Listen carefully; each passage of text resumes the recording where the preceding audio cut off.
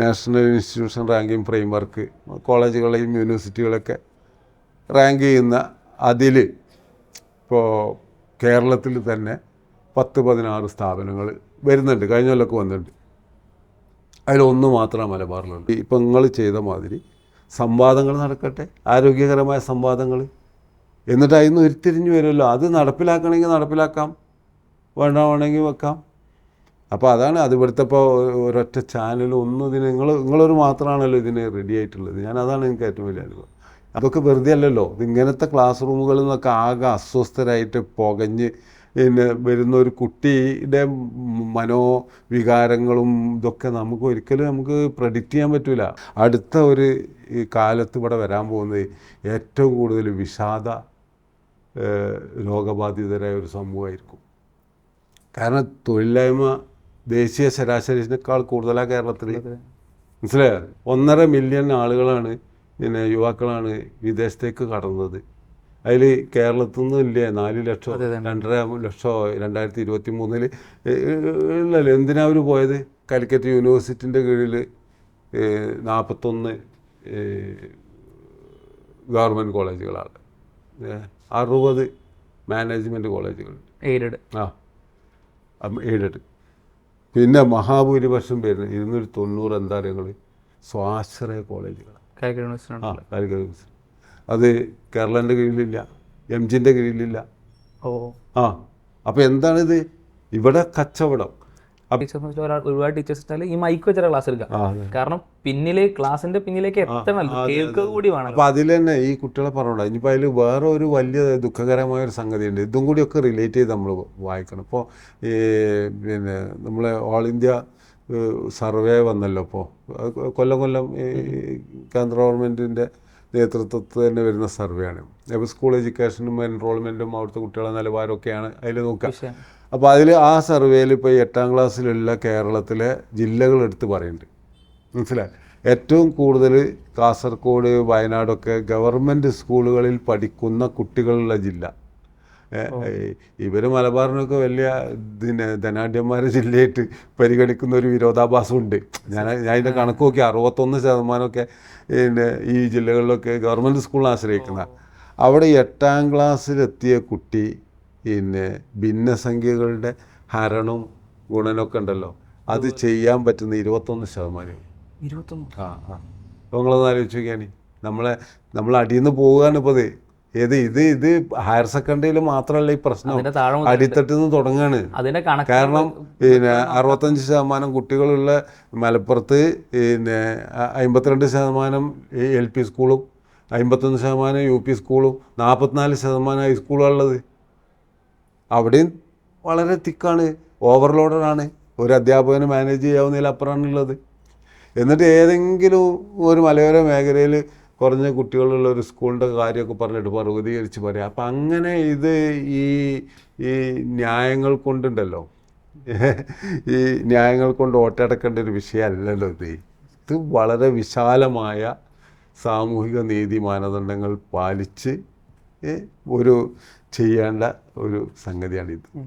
അതിൽ ശരിക്കും ഈ പ്രശ്നത്തിന്റെ പരിഹാരമായിട്ട് ശരിക്കും പുതിയ ബാച്ച് അനുവദിക്കണം. പിന്നെ ക്വാളിറ്റിൻ്റെ തന്നെ പ്രശ്നമുണ്ടല്ലോ. ഞാൻ നേരത്തെ സൂചിപ്പിച്ച രീതിയിലുള്ള ക്വാളിറ്റി പ്രശ്നങ്ങളുണ്ട്. അത് ഇപ്പോൾ ഞാൻ പറഞ്ഞല്ലോ, അവിടെയൊക്കെയുള്ള ഇപ്പോൾ തിരുകൊച്ചി മേഖലയിലൊക്കെ ഉള്ള പറഞ്ഞാൽ നൂറ്റാണ്ടുകളൊക്കെ പഴക്കമുള്ള കോളേജുകളാണ്. അപ്പോൾ അതൊക്കെ പിന്നെ എന്താ പറയുക, പാടിപ്പതിഞ്ഞ പഴക്കം ചെന്ന സ്ഥാപനങ്ങളാണ്. ഇപ്പോൾ നമ്മളിപ്പോൾ കോളേജ് ലെവലിലൊക്കെ ഉള്ള പിന്നെ ഈ ഇതൊക്കെ വരുമ്പോൾ ഉണ്ടല്ലോ, ഈ ക്വാളിറ്റി ബേസ് ചെയ്തിട്ടുള്ള ഈ റാങ്കിങ്ങുകളൊക്കെ വരുമ്പോൾ, ഇപ്പോൾ വിദേശ റാങ്കിങ്ങുകളുണ്ട്, QS റാങ്കിങ് ഉണ്ട്, ടൈം മാഗസിൻ്റെ റാങ്കിങ് ഒക്കെ ഉണ്ട്. അപ്പോൾ അതിൽ പിന്നെ കേരളത്തിൽ നിന്നൊന്നും അധികം ഇല്ല. നമ്മളിങ്ങനെ പുറംപിച്ച് പറയാന്നേ ഉള്ളൂ. ഇപ്പോൾ എനിക്കൊണ്ട് ഓൾ ഇന്ത്യ അടിസ്ഥാനത്തിൽ ഏറ്റവും അവസാനം വന്ന QS റാങ്കിങ്ങിൽ 44 സ്ഥാപനങ്ങളിട്ടുണ്ട്. IIT-കൾ, IISc-കൾ ഇതൊക്കെ വരുന്നുണ്ട്. അപ്പോൾ അതിൽ പിന്നെ നമ്മളെ സർവകലാശാലയൊന്നും വരുന്നില്ല. എവിടെ വരുന്നത്? കേരളത്തിലൊന്നും ഒന്നുമില്ല. അതിൽ ഇപ്പോൾ ഡൽഹി 144-ാമത്തെ സ്ഥാനത്താണ് വന്നത്, 144-ാമത്തെ സ്ഥാനം. പക്ഷേ അമേരിക്കയിലുള്ള പിന്നെ ഇതേമാതിരിയുള്ള ഒരു ടെക്നോളജിക്കൽ യൂണിവേഴ്സിറ്റി ആയിട്ട് ഇതായിട്ട് വരുന്നുണ്ട്, മനസ്സിലായോ? അപ്പോൾ അതുമില്ല, അതൊക്കെ അപ്പോൾ കേരളം തന്നെ പിന്നിലാണ്. പിന്നെ നമ്മളെ ഓൾ ഇന്ത്യ അടിസ്ഥാനത്തിലുള്ള ഇപ്പോൾ NIRF മാതിരിയുള്ള UGCൻ്റെ national institution ranking framework കോളേജുകളെയും യൂണിവേഴ്സിറ്റികളൊക്കെ റാങ്ക് ചെയ്യുന്ന അതിൽ ഇപ്പോൾ കേരളത്തിൽ തന്നെ 10-16 സ്ഥാപനങ്ങൾ വരുന്നുണ്ട്, കഴിഞ്ഞ കൊല്ലമൊക്കെ വന്നിട്ടുണ്ട്. അതിലൊന്ന് മാത്രമാണ് മലബാറിലുണ്ട്. കേരളത്തിലെ 100 ആദ്യത്തെ 100. ഞാൻ ചോദിക്കട്ടെ, വിദ്യാഭ്യാസ ആരോഗ്യ മേഖലയിൽ കേരളം കൈവരിച്ച നേട്ടവും അതിൻ്റെ സ്ഥാനവും മനസ്സിലായോ? നമ്മൾ ആഗോളതലത്തിൽ തന്നെ പാടി പറയുന്ന സംഗതികളാണ്. അങ്ങനത്തെ ഒരു സംസ്ഥാനത്ത് സത്യത്തിൽ ദേശീയ തലത്തിലുള്ള ഒരു റാങ്കിങ്ങിൽ 100 റാങ്കിങ്ങിൽ 16 പിന്നെ പോരല്ലോ ശരിക്കും. ഇനി 16 വന്നു തന്നെ വെക്കുക. എന്നാൽ തന്നെ ഈ അസന്തുലിതമായിട്ടുള്ള വരവോ വിന്യാസമോ, ഒരു പകുതിയിൽ 15 ഗോൾ ശരിക്കും നിങ്ങളിപ്പോൾ പറഞ്ഞ ഒറ്റ കണക്ക് മതി ഇതിൻ്റെ ഒരു അതാണ് കേരളത്തിൽ ഏറ്റവും പ്രധാനപ്പെട്ട 16 കോളേജുകൾ 16 യൂണിവേഴ്സിറ്റികളിൽ 15 ഒരു പകുതിയിലാണ്, ഒന്നാണ് മറ്റൊരു പകുതിയിലുള്ളതെന്ന് പറഞ്ഞാൽ ഇതങ്ങനെ വലിയൊരു സങ്കീർണമായ പ്രശ്നങ്ങളൊന്നുമല്ല ഇതിൽ അളക്കണത്. ഇതിൻ്റെ പാരാമീറ്ററുകളെ ഇതിപ്പോൾ പിന്നെ പഠന രീതികൾ, ഗവേഷണത്തിൻ്റെ പ്രോത്സാഹനം, പിന്നെ ഈ സ്ഥാപനം പൊതുസമൂഹത്തിന് ചെയ്യുന്ന ഗുണങ്ങൾ, വിദ്യാർത്ഥികളുടെ പിന്നെ എംപ്ലോയ്മെൻറ്റ് പോസിബിലിറ്റീസ്, ഇങ്ങനത്തെ നിസ്സാരമായ സംഗതികൾ ഒരു കോളേജ് ചെയ്യേണ്ട കാര്യങ്ങൾ തന്നെയാണ്. അപ്പോൾ എന്തുകൊണ്ട് ഈ മലബാറിൽ അങ്ങനെ ഒരു പിന്നോക്കാവസ്ഥ ഉണ്ടെങ്കിൽ ആ സ്ഥാപനങ്ങളെ പ്രത്യേകമായിട്ടൊന്ന് ഗൈഡ് ചെയ്തിട്ട് ഗവൺമെൻറ് ഒന്ന് സപ്പോർട്ട് ചെയ്തിട്ട് അവിടേക്ക് എത്തിക്കില്ല. അപ്പോൾ അതിലൊക്കെ എന്തൊരു പിന്നെ ഉദ്ദേശശുദ്ധിക്കുറവ് മാതിരി തോന്നുക, അല്ലെങ്കിൽ അന്തകുന്തമില്ലായ്മ, ഇതിനെക്കുറിച്ചൊന്നും അറിയണില്ല എന്നാണ്. അവിടെയാണ് പ്രശ്നം. ഇതാണ് നമുക്ക് വേർതിരിഞ്ഞ് കിട്ടേണ്ടത്. ഇത് ബോധപൂർവമായിട്ട് അവിടെ കിടന്നോട്ടെ, ഇത് പഴയ ബ്രിട്ടീഷുകാരുടെ കോളനി ആയ മാതിരി ഇപ്പോൾ പിന്നെ തെക്കൻ ജില്ലകളുടെ കോളനിയായിട്ട്, ഇത് ഞാൻ പറഞ്ഞല്ലോ കേട്ടോ, ഇത് KK കുറുപ്പ് സാർ പറഞ്ഞതാണ്, തിരുവനന്തപുരത്തെ ഭരണകൂടത്തിൻ്റെ പിന്നെ കോളനിയാണ് മലബാർ. ഇത് നമ്മളിത് വെറുതെ പറയില്ലല്ലോ, ഈ പറഞ്ഞ കാര്യങ്ങളൊക്കെ വെച്ചിട്ടാണ് പറയുന്നത്. അല്ല, ഇതിലൊരു വൈകാരികതയില്ല, ഒരു അതിവാദമില്ല, ഇതിലൊരു പ്രാദേശികവാദം ഒന്നുമില്ല. ഇത് വളരെ ഓപ്പണാണ് പറയുന്നത്. അപ്പോൾ അതിന് വേണ്ടിയിട്ട് എന്ത് വേണം? ഇപ്പം നിങ്ങൾ ചെയ്ത മാതിരി സംവാദങ്ങൾ നടക്കട്ടെ, ആരോഗ്യകരമായ സംവാദങ്ങൾ. എന്നിട്ട് അതിൽ നിന്ന് ഉരുത്തിരിഞ്ഞ് വരുമല്ലോ, അത് നടപ്പിലാക്കണമെങ്കിൽ നടപ്പിലാക്കാം, വേണമെങ്കിൽ വെക്കാം. അപ്പോൾ അതാണ് അത്. ഇവിടുത്തെ ഇപ്പോൾ ഒരൊറ്റ ചാനൽ ഒന്നും ഇതിന് നിങ്ങളൊരു മാത്രമാണല്ലോ ഇതിന് റെഡി ആയിട്ടുള്ളത്. അതാണ് എനിക്ക് ഏറ്റവും വലിയ അനുഭവം. അപൂർവ ചിലരുണ്ട് കേട്ടോ, ചില ചെറിയ പിന്നെ ചാനലുകളൊക്കെ ചെയ്യുന്നുണ്ട്. നമ്മളൊരു പത്രസമ്മേളനത്തിൽ പോലും അത് വേണ്ടത്ര, ഇത് എത്ര ഗൗരവമായൊരു സംഗതിയാണ്. ഒരു തലമുറയെ ബാധിക്കും. കാരണം നമ്മളിപ്പോൾ കുട്ടികളെ പിന്നെ ഏറ്റവും വലിയ കാര്യം എന്താണ്? തല്ലൊക്കെയാണ്. നമ്മളൊന്ന് ആലോചിച്ച് നോക്കി, എത്രമാത്രം മോറലായിട്ട് കുട്ടികൾ പിന്നെ ഇതായി പോകുന്നത്. ഇതൊക്കെ വെറുതെ അല്ലല്ലോ. ഇതിങ്ങനത്തെ ക്ലാസ് റൂമുകളിൽ നിന്നൊക്കെ ആകെ അസ്വസ്ഥരായിട്ട് പുകഞ്ഞ് പിന്നെ വരുന്ന ഒരു കുട്ടിയുടെ മനോവികാരങ്ങളും ഇതൊക്കെ നമുക്ക് പ്രെഡിക്റ്റ് ചെയ്യാൻ പറ്റില്ല. ഈ കാലം തന്നെ, ഈ കാലത്തെ പറ്റി പിന്നെ പീറ്റർ ഡ്രക്കർ എന്ന് പറഞ്ഞ സാമൂഹ്യ ശാസ്ത്രജ്ഞൻ എന്താ പറഞ്ഞാൽ അറിയാം, ഈ നൂറ്റാണ്ട് എന്ന് പറഞ്ഞാൽ ഇതിന് ഒരുപാട് സവിശേഷതകളുണ്ട്. ഒന്നത് സെഞ്ച്വറി ഓഫ് നോളജാണ്, അറിവിൻ്റെ നൂറ്റാണ്ട്. ഇവിടെ അറിവ് പിന്നെ ഉൽപ്പാദനക്ഷമമായ അറിവ് ആരാണോ പിന്നെ കൂടുതൽ പിന്നെ സ്വായത്തമാക്കുന്നത്, ആശയങ്ങൾ ആരാണോ വിരിയിക്കുന്നത്, അവരാണ് എന്ത് ചെയ്യുന്നത്, മുൻപന്തിയിലെത്തുന്നത്. ഇപ്പോൾ ബിൽഗേറ്റ്സിന് കുറേ പിന്നെ റിയൽ എസ്റ്റേറ്റ് ഒന്നല്ലല്ലോ, അയാളെ ഗ്രേ ഗോൾഡ്, തലച്ചോറിൻ്റെ സെല്ലുകൾക്ക് ഗ്രേ ഗോൾഡ് എന്നാ പറയുക, പിന്നെ യെല്ലോ ഗോൾഡിൻ്റെ കാലമൊക്കെ കഴിഞ്ഞിട്ടുണ്ട്. അപ്പോൾ പിന്നെ ഇത് നമ്മളവിടെയൊക്കെ നടക്കുന്നുണ്ട്. സംരംഭകരൊക്കെ ഒരു വഴിക്ക് വരുന്നുണ്ട്, നല്ല ചില കുട്ടികളൊക്കെ ഉയർന്നു പോകുന്നുണ്ട്, നല്ല ആശയങ്ങൾ വരുന്നുണ്ട്. ഞങ്ങളൊക്കെ നാട്ടിൽ തന്നെ വന്നിട്ടുണ്ട്, മനസ്സിലായി. പക്ഷേ അതിനൊന്നും ഗവൺമെൻറ് സപ്പോർട്ടൊന്നുമില്ല. അതൊക്കെ പിന്നെ ഒരു റിട്ടറിക് കമ്മിറ്റ്മെൻറ്റ് അല്ലേ, വാചാ പ്രതിബദ്ധത അതിൽ മാത്രം ഒതുങ്ങുകയാണ്. അങ്ങനെ തന്നെ ഞാൻ പറയണത്. ഇപ്പോൾ ഇന്നലെ ഞാനൊരു ഉദാഹരണം പറയാം, ഇതുമായിട്ട് വലിയ ബന്ധമില്ലെങ്കിലും ബന്ധമുണ്ട്.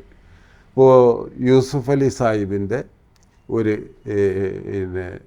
പിന്നെ പ്രഭാഷണം കേട്ട് എനിക്ക് സത്യത്തിൽ സന്തോഷം കൊണ്ട് കണ്ണീര് വന്നു. അദ്ദേഹം പറയുന്ന ഒരു വാക്കുണ്ട്, ഇതെനിക്ക് ലാഭത്തിനല്ല. ഈ ടിൻ ടവർ കൊച്ചിയിൽ ഇതെന്തിനാണ്? ഇവിടെ പുര നിറഞ്ഞ് നിൽക്കുന്ന ഒരുപാട് പഠിച്ച കുട്ടികളുണ്ട്. ഇങ്ങനെ ഒരു സൗകര്യം ഞാൻ ഒരുക്കിയ ഒരുപാട് കമ്പനികൾ ഇവിടെ വരും. ബാംഗ്ലൂർ ഒരുപാട് വരുന്നുണ്ട്. ബാംഗ്ലൂർ ഒരു സ്ക്വയർ ഫുട്ടിന് 150 ഇത്ര ഒരു സംഖ്യ പറഞ്ഞ്, എന്തായാലും 100ൻ്റെ പുറത്താണ് ഒരു സ്ക്വയർ ഫുട്ടിനാണ്. ഈ തൊഴിലില്ലാത്ത യുവാക്കൾ എങ്ങനെ ഈ 200-300 സ്ക്വയർ ഫുട്ട് വാങ്ങണമെങ്കിൽ അവർ ലക്ഷങ്ങൾ വാടക കൊടുക്കണ്ടേ? അവർക്ക് കഴിയുമോ? അങ്ങനെയാണെങ്കിൽ ഇവിടുത്തെ സർക്കാരിന് ഇതിനെപ്പറ്റി അറിയോ?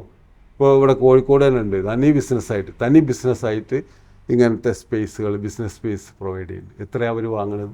വല്ല പൊന്നും കച്ചവടം ചെയ്യുന്ന മാതിരിയാണ് ഇങ്ങനത്തെ സ്റ്റാർട്ടപ്പുകളോട്, പിന്നെ ചെറിയ യുവാക്കൾ തുടങ്ങുന്ന സംരംഭങ്ങളോട് 100ൻ്റെ പുറത്താണ് വാങ്ങുന്നത്.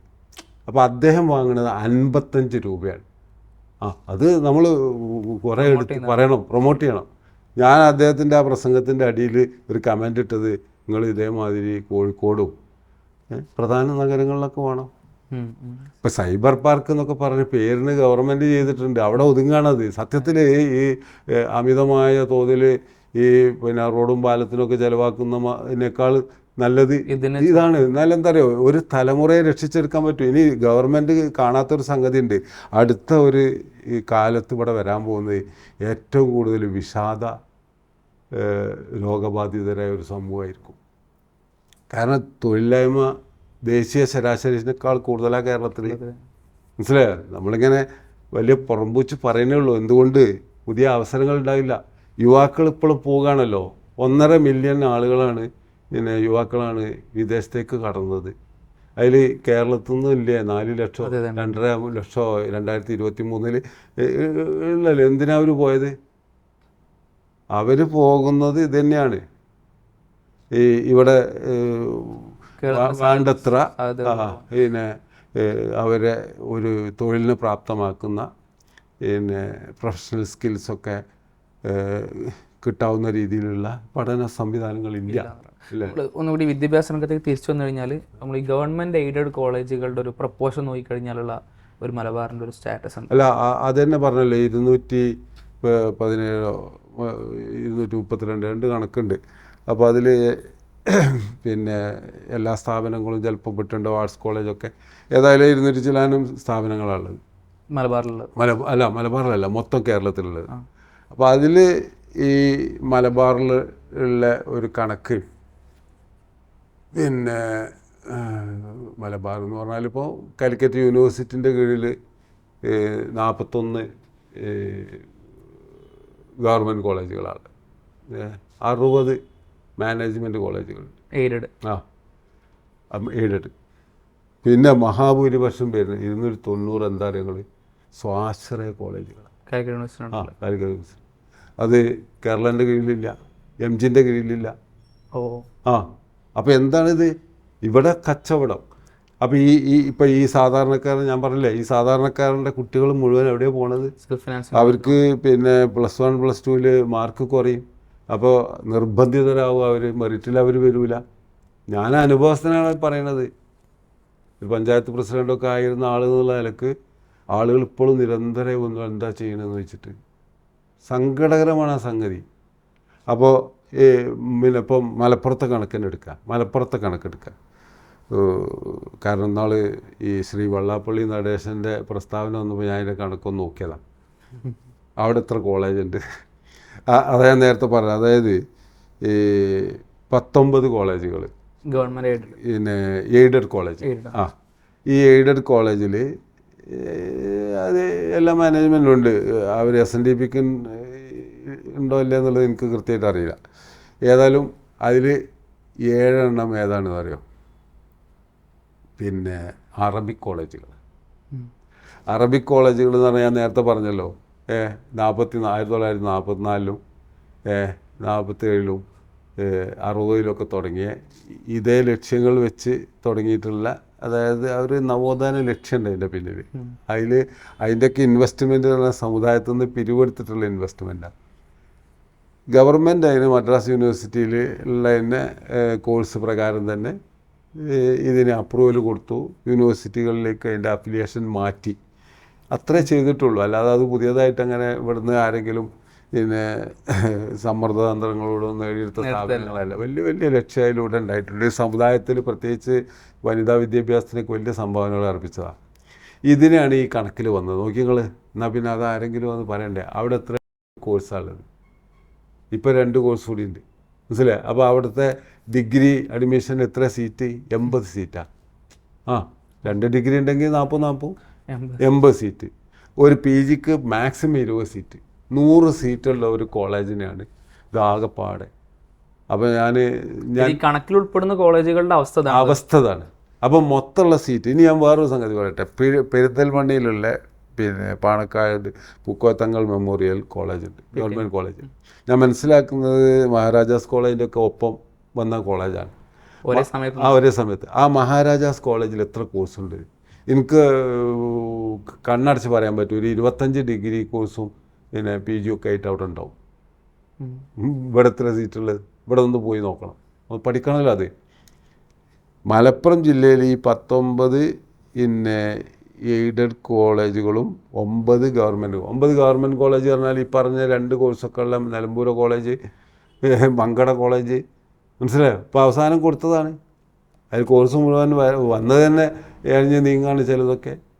പിന്നെ അവിടുത്തെ MLA-മാരും ഇവരൊക്കെ അതുകൊണ്ട് ചിലതൊക്കെ നല്ല ഉഷാറായിട്ട് പോകുന്നുണ്ട്. ഞാനതിനൊന്നും മോശമാക്കി പറയില്ല.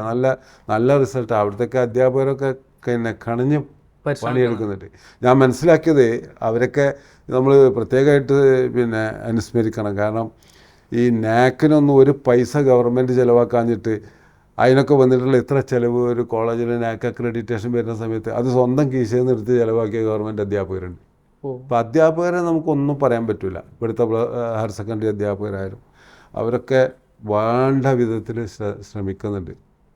ഇപ്പോൾ വിജയബേരിൻ്റെ ഒക്കെ കാലഘട്ടത്തിൽ രാവും പകലും ഇല്ലാതെ രാത്രി കഞ്ഞിയും ചമ്മന്തിയൊക്കെ ഉണ്ടാക്കി കുട്ടികളെ രാത്രിയൊക്കെ സ്കൂളിൽ ഇരുത്തി പഠിപ്പിച്ചിട്ടാണ് ഇത് കെട്ടിപ്പടുത്ത് കൊണ്ടുവന്നത്. അതിൻ്റെ ഈ വിജയ ശതമാനവും ഈ ത്യാഗമൊക്കെ കാണേണ്ടവർ കാണുന്നില്ല എന്നാണ് പറഞ്ഞതിൻ്റെ അർത്ഥം. അപ്പോൾ ഇതിൽ ഈ മൊത്തം 19 കോളേജ് 9 കോളേജുകളുടെ സ്ഥിതി ഞാൻ പറഞ്ഞല്ലോ. ഈ കോളേജുകളെല്ലാം ആകെപ്പാടുള്ളത് 6300 സീറ്റാണ്. Degree seat 6300. ഇത് ഞാൻ പറയുന്നതല്ല, ശ്രീമതി ബിന്ദു. ഇത് മലപ്പുറം ജില്ലയാണോ? മലപ്പുറം ജില്ലയിലെ സീറ്റാണ്. അതാ 110 കണ്ട്. 1000-ന് 110 കണ്ടില്ലേ നിങ്ങൾ? ലേഖനത്ത് കണ്ടില്ലേ? അത് ഈ കണക്ക് എവിടുന്ന വന്നാലോ? ഇത് നിയമസഭയിൽ ഒരു അംഗം അവിടുന്ന് ചോദിച്ചിട്ട് ശ്രീമതി ബിന്ദു വിദ്യാഭ്യാസ മന്ത്രി നിയമസഭയിൽ കൊടുത്ത കണക്കാണ്. അതാണ് പ്രശ്നം. മറ്റ് തെക്കൻ ജില്ലകളിലൊക്കെ ഇങ്ങനെ തെക്കൻ ജില്ലകളിൽ ഞാൻ പറഞ്ഞില്ല, ഞാൻ ആ ലേഖനത്തിൽ കാണിച്ചിട്ടുണ്ടല്ലോ. പത്തനംതിട്ട 1000 കുട്ടികളുണ്ടെങ്കിൽ പിന്നെ 485 കുട്ടികൾക്ക് എന്തുണ്ട്? സീറ്റുണ്ട്. 65%. ഇവിടെ പിന്നെ ഇന്ന് എൻ്റെ അടുത്ത് വന്നാണ്, രാവിലെ ഞങ്ങളോട് പറഞ്ഞില്ലേ, എൻ്റെ അടുത്ത് വന്നാണ് 80% കുട്ടിക്ക് പിന്നെ മെറിറ്റിലും ഇല്ല, കമ്മ്യൂണിറ്റിയിലും ഇല്ല. ഇതെന്താണ്? ഇത് എന്നെ ബാധിക്കുമ്പോൾ എൻ്റെ മകൻ വരുമ്പോൾ മാത്രമേ എനിക്കൊരു അതിനെപ്പറ്റിയുള്ള ഒരു ബന്ധപ്പാടുണ്ട്. വേറെ അത് കഴിഞ്ഞ് ഈ രീതിയിൽ വേറെ എല്ലാ മേഖലയിലും പിന്നെ മുൻപന്തിയിൽ നിൽക്കുന്ന പ്രവർത്തിന്മുഖരായിട്ടുള്ള മലബാറിലെ ജനങ്ങൾ ഈ വിഷയത്തിൽ വേണ്ടത്ര പ്രതികരിക്കില്ല. തീരെ സ്റ്റേബിൾ ആയിട്ടുള്ള ഒരു പ്രൊട്ടസ്റ്റോ പ്രതിഷേധമോ വരുന്നില്ല. ഇത് ആ സമയം കഴിഞ്ഞാൽ കഴിഞ്ഞു. ഇതിൽ മറ്റേ ഈ പോളി പോലെ. അപ്പോൾ ഞാൻ പറഞ്ഞല്ലോ, ഇത് പറഞ്ഞല്ലോ, പിന്നെ 6300 പറഞ്ഞാൽ ഈ അവിടെ പിന്നെ ക്വാളിഫൈ ചെയ്യുന്ന കുട്ടികളോട് കണക്കെടുക്കണം. അവിടെ 60,000 കുട്ടികൾ പിന്നെ ഹയർ സെക്കൻഡറിയും പാസ്സാകുന്നുണ്ട്, VHSC പാസ്സാകുന്നുണ്ട്, CBSE പാസ്സാകുന്നുണ്ട്. 60,000 കുട്ടികൾക്ക് 6300 എന്ന് പറഞ്ഞാൽ 10%. അതാണ് ഞാൻ പറഞ്ഞത്. 1000-ൽ 100 കുട്ടികൾക്ക്. അത് വെറുതെ കണക്ക് വെറുതെ പറയാനല്ലത്. ബാക്കി 90% ഈ ഇവിടെ വിളമ്പി വെച്ചിട്ടുണ്ടല്ലോ സെൽഫ് ഫിനാൻസിങ് കോളേജുകൾ. ഞാൻ അതിനെ മോശമാക്കി പറയുന്നില്ല. നല്ല സെൽഫ് ഫിനാൻസ് കോളേജുകളാണെങ്കിൽ അതിനെ നമ്മൾ പ്രോത്സാഹിപ്പിക്കണം. മുഴുവൻ നമുക്ക് പിന്നെ ഗവൺമെൻറ് എയ്ഡഡ് മേഖലയിൽ അത് ഏതെങ്കിലും ഒരു കാലത്തെ അതൊക്കെ യാഥാർത്ഥ്യമാവുള്ളൂ. അതുവരെ ഇവിടെ പഠിക്കണ്ടേ? ഇവിടെ ഈ സെൽഫ് ഫിനാൻസിങ് കോളേജ് അത് നന്നായിട്ട് പോകാത്തതിന് നമ്മൾ എന്ത് ചെയ്യണം? ആ രീതിയിൽ തന്നെ പറയുമ്പോൾ അവരൊന്ന് മാറണം. കാരണം ഇപ്പോൾ കുട്ടികളുടെ ഇപ്പോൾ സെൽഫ് ഫിനാൻസിങ് കോളേജുകളല്ല, ഇപ്പോൾ Vellore institute of technology VIT, എത്ര രാജ്യങ്ങളിൽ നിന്നാണ് അവിടെ കുട്ടികൾ വന്ന് പഠിക്കുന്നത്? ഇന്ത്യക്കുള്ള ഒരു പോരായ്മ തന്നെ വിദേശ രാജ്യങ്ങളിൽ നിന്ന് എൻറോൾമെന്റ് ഇല്ല എന്നുള്ളത്. അതൊക്കെ പരിഹരിക്കുന്ന ഒരു കോളേജാണ് VIT. അവർ സ്വകാര്യ മാനേജ്മെന്റ് ആണല്ലോ. അസിം പ്രേംജി യൂണിവേഴ്സിറ്റി അദ്ദേഹം സ്ഥാപിച്ചാണ്. വളരെ നല്ല സാമൂഹ്യ പ്രതിബദ്ധതയുള്ള ഫീസ് അളവ് കിട്ടും, അടക്ക് കിട്ടും. അതിനൊന്നും നമുക്ക് പറ്റില്ലല്ലോ. പിന്നെ ഇപ്പോൾ ഡൽഹിയിൽ ഒരു അശോക യൂണിവേഴ്സിറ്റി ഉണ്ട്. ആ യൂണിവേഴ്സിറ്റിയിലൊക്കെ എന്താണെന്നുള്ളത് അധ്യാപകർ മുഴുവൻ ഗവേഷണത്തിന് പിന്നെ ഉള്ള ശ്രമങ്ങൾ, വലിയ ഫണ്ടുകൾ, ഗവേഷണ ഫണ്ടുകൾ ആ യൂണിവേഴ്സിറ്റിക്ക് കൊണ്ടുവരിക. ഒരു യൂണിവേഴ്സിറ്റിക്ക് വേണമെങ്കിൽ സ്വയം ഫ്ലറിഷ് ചെയ്യാനൊക്കെ ഉള്ള അങ്ങനത്തെ അവസരങ്ങളുണ്ട്. നല്ല അധ്യാപകരെ കൊണ്ടുവരിക, അവർ ഗവേഷണം അങ്ങനെ ഗവേഷണത്തിൻ്റെ കേന്ദ്രമാക്കി മാറ്റുക. അങ്ങനത്തെ നല്ല നല്ല യൂണിവേഴ്സിറ്റികളുണ്ടല്ലോ. പക്ഷെ ഇവിടെ നമ്മൾ കുട്ടികൾ പോകുന്ന 90% പോകുന്ന അധിക കോളേജുകളും നിലവാരം കുറഞ്ഞാണ്. അത് കച്ചവടമായിട്ടും മറ്റൊക്കെ ആയിട്ട് പോവാണ്. അതിന് നല്ല ഫീസ് കൊടുക്കണ്ടേ? എങ്ങനെ ഈ കുട്ടികൾക്ക് ചില സ്ഥലങ്ങളിൽ ഇപ്പോൾ ഒരു സാധാരണ ബിരുദ കോഴ്സിന് തന്നെ നല്ല പൈസ, ആയിരങ്ങൾ ഒരു വർഷം ചിലവാക്കും. അതും അത്തരം ബിരുദ കോഴ്സുകൾ കൊണ്ട് ഈ കോമ്പറ്റീറ്റീവ് വേൾഡിൽ ഒരു കാര്യമില്ല. അപ്പോൾ അത് സർവകലാശാലൻ്റെ ഒരു കുഴപ്പമാണ്. ഇപ്പോൾ ഞാൻ ചോദിക്കട്ടെ, ഇത്തരം പ്രോഗ്രാം ചേഞ്ച് ചെയ്ത് കൊടുക്കണം. ഇവിടെ ഇപ്പോൾ സ്വകാര്യ സർവകലാശാല കൂടി വന്നിട്ടുണ്ടെങ്കിൽ നിലവിലുള്ള മുഖ്യധാര കോളേജുകൾ ഇതൊക്കെ പൂട്ടേണ്ടി വരും. കാരണം എന്താ വെച്ചാൽ അവരെന്ത് ചോദിച്ചാൽ കുട്ടികൾ ഇപ്പോൾ അതാ നോക്കുന്നത്. 2 കൊല്ലോ 6 മാസമോ 1 കൊല്ലോ ഒക്കെ പഠിച്ചിട്ട് വേഗം ഒരു ജോലി കിട്ടണം. അതിൻ്റെ അപ്പുറത്തേക്കൊന്നും അവർ ചിന്തിക്കണില്ല. മഹാഭൂരിപക്ഷം ഞാൻ ഈ സാധാരണക്കാരായുള്ള ആവറേജ് കുട്ടികളെ കഥയെ പറഞ്ഞത്, അവരുടെ തലയിൽ അത്രേ ഉള്ളൂ. അതിൽ അങ്ങനെ ഒരു പരിമിതപ്പെട്ട് പോയതിൽ ആരൊക്കെ ഉത്തരവാദികൾ എന്നുള്ള നമ്മൾ പരിശോധിക്കണം. അവർ ട്രാജഡിയാണ്. മുമ്പ് അങ്ങനെയല്ലായിരുന്നു. എല്ലാവർക്കും ഡിഗ്രിക്ക് ചേരണം, ഡിഗ്രി പൂർത്തിയാക്കണം എന്നുണ്ടായിന്. ഇന്ന് അതില്ലല്ലോ. അതുകൊണ്ടാണ് ഇപ്പം ഇന്ന് ഈ കൊല്ലം നിങ്ങൾ ഓരോ കോളേജ് നോക്കി. കഴിഞ്ഞ പ്രാവശ്യം ഒരു കോഴ്സിന് 2000-3000 അപേക്ഷ കിട്ടിയ കോളേജിൽ ഇപ്രാവശ്യം 1000 അപേക്ഷയുള്ളൂ. എവിടെ പോയി കുട്ടികൾ? പല പരമ്പരാഗത കോഴ്സുകൾക്കും കുട്ടികൾ ഇല്ല. പരമ്പരാഗത കോഴ്സ് അതുകൊണ്ട് ഉപകാരമില്ല, അല്ലെങ്കിൽ തനിക്ക് പ്രൊഡക്റ്റീവായിട്ടൊന്നും കിട്ടുന്നില്ല എന്നോ, അല്ലെങ്കിൽ ജോലി കിട്ടുന്നില്ല എന്നോ. ജോലി കിട്ടില്ല എന്നുള്ളൊരു പ്രശ്നമാണ്. കാരണം അത് ആ പഴയ രീതിയിൽ തന്നെ പോയാൽ ചിലപ്പോൾ ജോലി കിട്ടാൻ പ്രയാസം ഉണ്ടാവും. കോമ്പറ്റീഷൻ. അപ്പോൾ അതിനെന്ത് ചെയ്യണം? പ്രോഗ്രാമിൽ മോഡിഫിക്കേഷൻസ് വരുത്തണം. അത് യൂണിവേഴ്സിറ്റിൻ്റെ ഉത്തരവാദിത്തമാണ്. ഇപ്പോൾ വിദേശത്തൊക്കെ നമ്മളിങ്ങനെ വായിക്കും, 3 കൊല്ലം ഒരു പാഠ്യപദ്ധതി, ഒരു കരിക്കുലം, അപ്പത്തിന് അതിൻ്റെ റീസ്ട്രക്ചർ ചെയ്യും. ഇപ്പോൾ ഗവൺമെൻറ് തന്നെ ന്യൂജൻ കോഴ്സുകൾ പറഞ്ഞാൽ അങ്ങനത്തെ ഒരു ചെറിയ കൂട്ടിക്കെട്ടിയ സാധനങ്ങളാണ് കൊടുത്തത്. ഞാൻ കണ്ടുപോയത്. ഇപ്പോൾ ഉദാഹരണം മാത്തമെറ്റിക്സ് ആൻഡ് കമ്പ്യൂട്ടർ സയൻസ്, പിന്നെ എക്കണോമിക്സ് ആൻഡ് പിന്നെ ഡാറ്റ അനലിറ്റിക്സ്, ഇങ്ങനെ കൊടുക്കുമ്പോൾ ചിലപ്പോൾ അത് 2 കോമ്പിനേഷൻ അങ്ങനെ വരുന്ന സമയത്ത് അതിലെന്തെങ്കിലും ഗുണം. ഞാനിതേപോലെ 2020 ഒരു ന്യൂജൻ കോഴ്സിൻ്റെ പഠിതാവായിരുന്നു. Integrated MSc psychology. അതും സിലബസുകളിലൊന്നും വലിയ വ്യത്യാസമൊന്നുമില്ല, വളരെ ചെറിയ വ്യത്യാസമുള്ളൂ. അതിലൊരു ഇന്നോവേഷൻ ഇല്ല. ന്യൂജൻ ഒന്നും അതിന് പറയാൻ പറ്റില്ല. അതാണ് ഇവിടുത്തെ ഒരു പ്രശ്നം. അല്ല, അതിലേക്കൊന്നും നമ്മൾ അങ്ങനെ പോകണ്ട. അതെല്ലാം കൂടി ഇപ്പോൾ നമുക്കത് കഴിയില്ല. അതിൽ പിന്നെ നമ്മൾ ലാസ്റ്റ് വിഷയം നടത്തില്ല, നമ്മൾ ഈ പോളി അതേപോലെ തന്നെ ITI പോലത്തെ കോളേജുകളുടെ ഒരു അത് കൃത്യമായ കണക്കുകളുണ്ട് അതിലൊക്കെ. പിന്നെ പോളി ആണെങ്കിലും ITI ആണെങ്കിലും പിന്നെ അതുപോലെ TTIകളാണെങ്കിലും ഇതൊക്കെ 30% കൂടുതൽ മലബാറിലില്ല. മനസ്സിലായി? അതുപോലെ B.Ed പിന്നെ ഇത്. അതുകൊണ്ട് ഇവിടെയൊക്കെ വലിയ തോതിൽ ബുദ്ധിമുട്ടല്ലേ? എന്താ നെട്ടോട്ട് ഓടുന്നത്? ഈ നെട്ടോട്ട് ആരും കാണുന്നില്ല. ഞാൻ ഇപ്പോൾ എന്താ പറയുക, കുട്ടികൾക്കൊരു പ്രാക്ടിക്കൽ ചിന്ത ഉണ്ട് കോഴ്സൊക്കെ തിരഞ്ഞെടുക്കണേൽ. ഇപ്പോൾ എൻ്റെ അടുത്ത് പാവപ്പെട്ട കുട്ടികൾ കഴിഞ്ഞൊല്ലം വന്നിട്ടുണ്ട്, ഇതൊക്കെ വന്നിട്ടുണ്ട്. ഈ നേഴ്സിങ്ങിന് കിട്ടിയാൽ തിരക്കില്ല, നേഴ്സിങ്ങിന് ആഗ്രഹം. അതിലൊരു പ്രായോഗിക ബുദ്ധിയുണ്ട്. കാരണം നേഴ്സിംഗ് കഴിഞ്ഞാൽ വെറുതെ കണ്ട. ഇപ്പോൾ പ്രൈവറ്റിലാണെങ്കിൽ ഇവിടെയും എന്തെങ്കിലും പിന്നെ ശമ്പളം കിട്ടും, പുറത്തു പോയാൽ എന്തായാലും നല്ല ഒരു സ്വീകാര്യത ഉണ്ടാവും.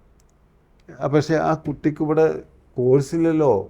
ഇപ്പോൾ ഈ ഗവൺമെൻറ് തന്നെ 3-4 നഴ്സിംഗ് കോളേജുകൾ ഞാൻ മനസ്സിലാക്കിയത് അധികവും സ്വാശ്രയാണ് മലബാറിൽ വന്നത്. മനസ്സിലായി? എയ്ഡഡ് കൊടുക്കണ്ടേ അതൊക്കെ? എത്ര പിന്നെ നേഴ്സുമാർ വന്നാലും ഇവിടെ തൊഴിലുണ്ട്. ഇപ്പോൾ ഡിജിറ്റൽ മേഖലയിലുള്ള തൊഴിലുകൾ. ഇപ്പോൾ ഡിജിറ്റൽ യൂണിവേഴ്സിറ്റി തിരുവനന്തപുരത്ത് വന്നു, ആട് വന്നോട്ടെ, വരണം. അതോടൊപ്പം മലബാറിൽ വന്ന് വരട്ടെ. നമ്മൾ പറയുന്നതിന്റെ ശരിക്കും ആൾക്കാർ മനസ്സിലാക്കണം. ഇപ്പോൾ നേരത്തെ ഹയർ സെക്കൻഡറി സീറ്റിന്റെ കാര്യം പറഞ്ഞത് അവിടുത്തെ എന്തെങ്കിലും കുറക്കണമെന്നല്ല പറയണത്. നമുക്ക് അതുപോലെ വേണം. നമുക്ക് അങ്ങനത്തെ സങ്കുചിതത്വമില്ല. ആ സങ്കുചിതത്വത്തിന് നമ്മൾ എതിരാ. നമ്മൾ വിശാലമായി അവിടെ ഡെവലപ്മെന്റ് വേണം. പക്ഷെ അവിടെ നേരത്തെ പറഞ്ഞ ഒരു സ്നേഹ സംവാദമായിട്ട് നടക്കട്ടെ എന്ന് പറഞ്ഞത് അല്ലേ? തീർച്ചയായിട്ടും. അവർ നമ്മളോട് സ്നേഹം കാണിക്കാൻ വേണ്ടത് അതാണ്. ഇപ്പം എന്നിട്ട് ഇതിപ്പോൾ ബാച്ചുകൾ പിന്നെ മാറ്റുക എന്ന് പറഞ്ഞു, കുറച്ച് ബാച്ച് ഇപ്പോൾ മലബാർ എഡ്യൂക്കേഷൻ മൂവ്മെൻറ്റ് ഇപ്പോൾ 3-4 വർഷമായിട്ട് ഇപ്പോൾ 2020 ശേഷം വളരെ ശക്തമായിട്ട് ഡാറ്റ കൊണ്ടുള്ള ഇതുണ്ട്. അതോടൊപ്പം മറ്റ് രാഷ്ട്രീയ പാർട്ടികൾ, വിദ്യാർത്ഥി സംഘടനകളൊക്കെ ചില ഏറ്റവും വ്യത്യാസമുണ്ട്, എന്നാലും ആ രംഗത്തുണ്ട്.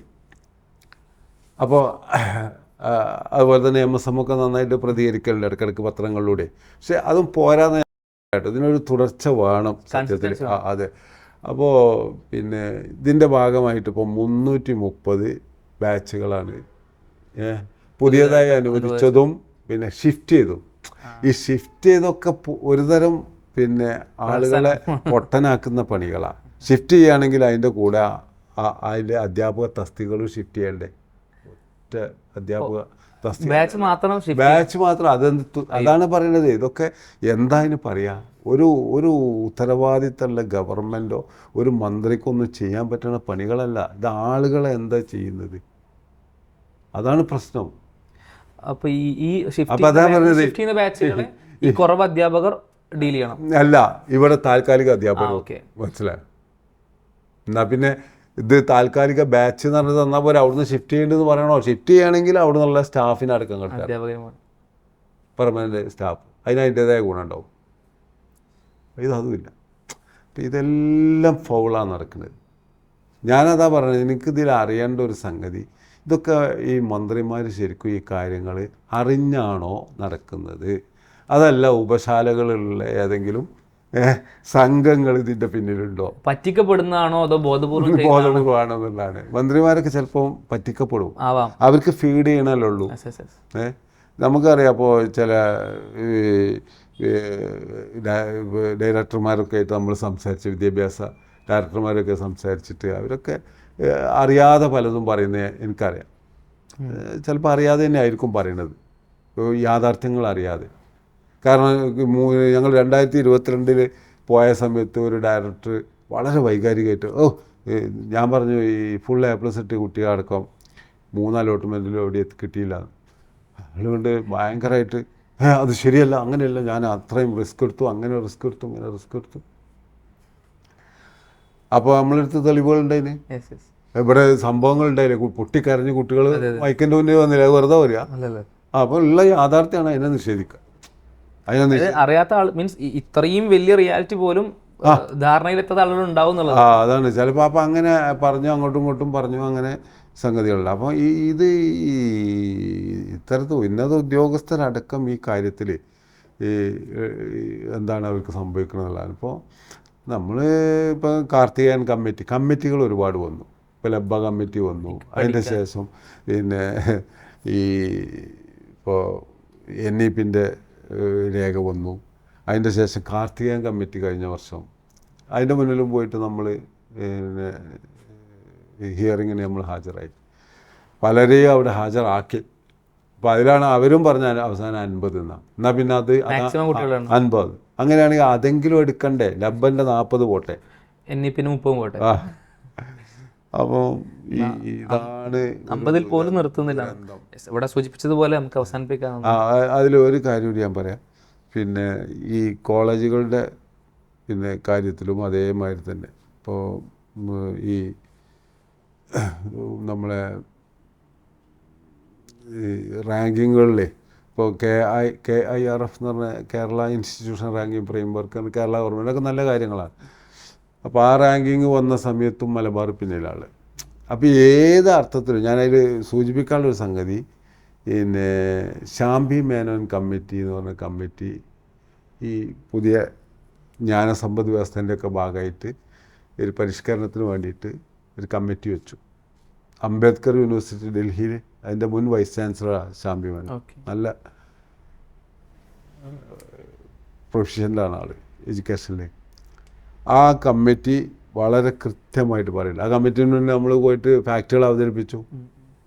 വളരെ അവധാനതയോടുകൂടി ഞങ്ങളെ കാര്യങ്ങളൊക്കെ കേട്ട് അത് അതേമാതിരത്തെ റിപ്പോർട്ടിൽ വന്നു. അതിൽ പറയുന്നത് എന്താ അറിയോ? 2,17,000 ജനസംഖ്യക്കാണ് കാസർഗോഡ് ഒരു കോളേജുള്ളത്. മനസ്സിലായോ?